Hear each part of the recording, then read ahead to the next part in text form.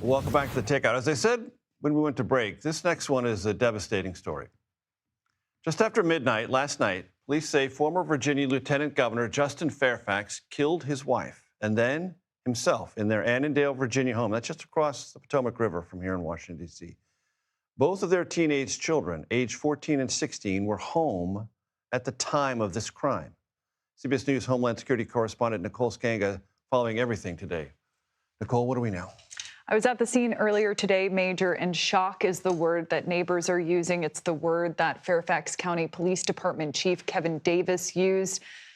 Justin Fairfax was not only the former lieutenant governor, but he was a known figure and a one-time rising political star. His wife, Dr. Serena Fairfax, a dentist, also known in this community. We know that he used a handgun to shoot and kill his wife multiple times in their basement, and then within minutes ran upstairs to one of the bedrooms and turned that weapon on himself.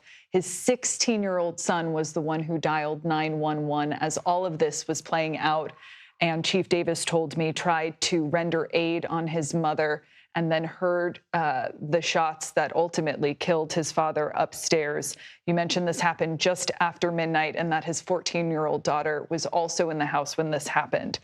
A lot of people are understandably asking why right now, what could have led to what seems to be a real spiraling. And we have been looking through the divorce papers of both Justin and Serena Fairfax. We know that they were in the middle of a separation, that Justin Fairfax had been given until April 30th to leave the home. I do want to read some of this to our viewers. Please. The father has allowed the mortgage to go into default multiple times. They describe him as having heavy daily alcohol consumption.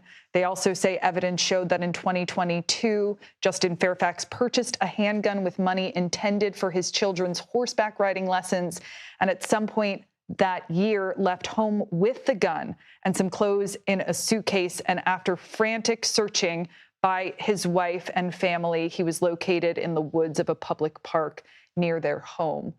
So clearly this does, paint a picture of, as these documents say, a very talented man who struggles with emotional and psychological issues. And authorities said today that this appears to be a contentious divorce, and that might have been a contributing factor. A contentious divorce, contentious enough that they had to put surveillance cameras throughout the home that have aided police in figuring out what exactly happened. We also know back in 2019, Justin Fairfax, who again was considered a rising political star at the time, lieutenant governor, faced accusations of sexual assault. Two women who came forward and accused him in separate incidents in 2000 and 2004.